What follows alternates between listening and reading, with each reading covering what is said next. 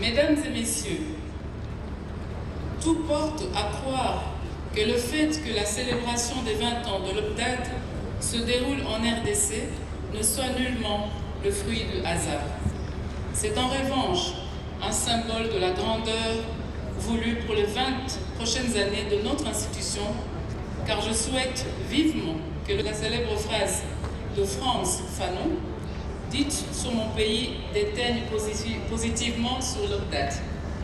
Ainsi, en tirant sur la gâchette de l'Afrique qu'est la RDC, que l'OPDAD se propulse vers un avenir radieux à la hauteur de ses ambitions.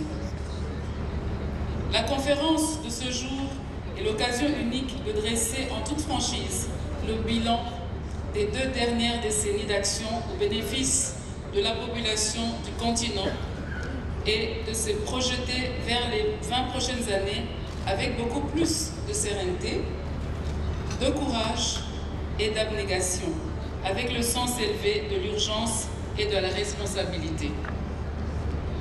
Je rends hommage à toutes les premières dames qui nous ont précédées et qui ont chacune contribué à l'édification de cette organisation solide et pérenne, de l'OPDAS en 2002 et à l'OPDAD aujourd'hui. Tout n'est certes pas parfait, mais elles ont le privilège de l'histoire d'avoir été celles qui ont façonné l'institution, cette belle œuvre qui est maintenant sur la trajectoire du changement et de l'émergence. Nous, premières dames d'Afrique, que le destin a permis d'être présentes à ces moments charnières de notre organisation, avons la lourde tâche de pérenniser l'œuvre et de poser à notre tour les fondements d'une OPDAD ambitieuse et qui a surtout des moyens de ses ambitions, tant au niveau de la structuration que dans la planification stratégique. Mesdames les premières dames, chères sœurs, distingués invités, mesdames et messieurs, je m'en voudrais, avant de clore mon propos, de ne pas remercier à nouveau les premières dames présentes ici, ainsi que les représentants de celles qui n'ont pas pu être des nôtres ce jour. Mes remerciements se tournent également vers les partenaires de notre institution, les partenaires historiques, comme ceux qui nous ont accompagnés aujourd'hui dans la réalisation de ces assises. Ma gratitude particulière se dirige vers les équipes de la RDC, le secrétariat exécutif et tous les conseillers techniques des pays membres pour leur implication.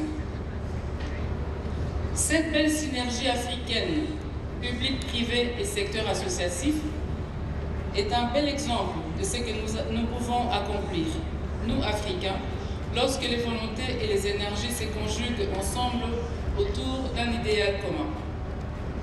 À vous toutes, mes sœurs, premières dames, je souhaite un heureux anniversaire et également un merveilleux séjour à Kinshasa. À vous et tous les membres de délégation qui vous accompagnent. C'est un honneur de vous avoir. Revenez quand vous voulez.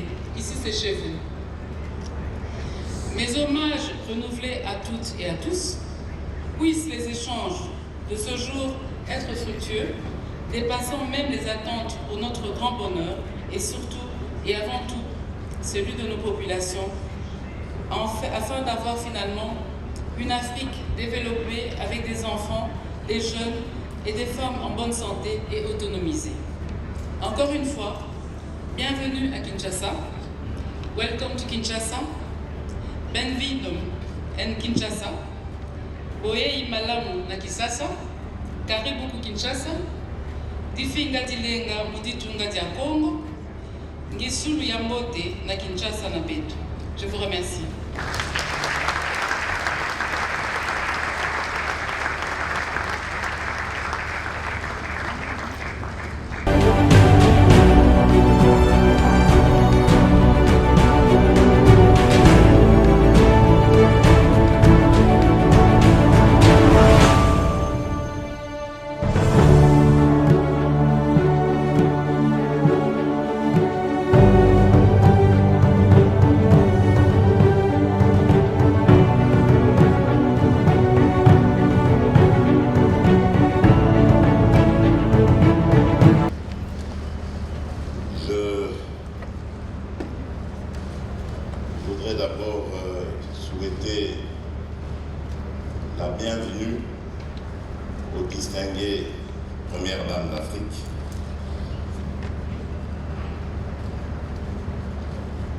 Monsieur le Président du Sénat, Monsieur le Premier ministre, chef du gouvernement, Mesdames et Messieurs, en vos grades, titres et qualités, merci de me donner cet honneur de saluer la venue en République démocratique du Congo des distinguées premières dames d'Afrique, ces dames qui sont nos partenaires au quotidien et qui vivent avec nous les émotions qui nous traversent l'esprit, le corps, les décisions parfois que nous devons prendre, elles les vivent, quelquefois elles les influencent, et aussi malheureusement les sentiments soit de désespoir ou de colère qui nous traversent parfois l'esprit vis-à-vis des situations que nous devrions vivre. Et je voudrais rendre hommage à ces dames parce qu'elles font un travail admirable. Et rendre hommage à cette initiative qui a été prise il y a 20 ans et que nous avons tous le devoir d'encourager et d'accompagner. Avant toute chose, permettez-moi de vous prier, de vous lever et d'observer un moment de recueillement pour ces femmes et ces jeunes filles, particulièrement celles de l'Est de la République démocratique du Congo, qui vivent un drame depuis maintenant près de 30 ans. Des violences à répétition, des guerres qui les forcent à se déplacer d'un point à l'autre dans notre pays et à vivre dans des conditions infrahumaines, comme c'est le cas actuellement de nos compatriotes du Nord Kivu, victimes de cette guerre d'agression injuste et barbare nous imposée par un voisin pour qui pourtant nous avons compati il y a 30 ans lorsqu'il a été victime de ce génocide aussi barbare. Et aujourd'hui, à cause du fait d'avoir ouvert nos portes pour accueillir les sinistrés de l'époque, la guerre, ou je dirais plutôt le diable, s'est installé chez nous et il nous fait vivre des misères. Pour ces femmes, pour ces jeunes filles, je vous prie de vous lever et d'observer un petit moment de silence.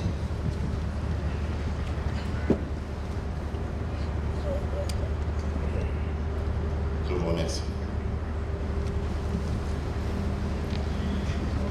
Distinguée première dame d'Afrique, je le disais d'entrée de mon mot de bienvenue, je vous souhaite encore une fois la bienvenue en République démocratique du Congo, mais surtout, je vous souhaite un très bon anniversaire.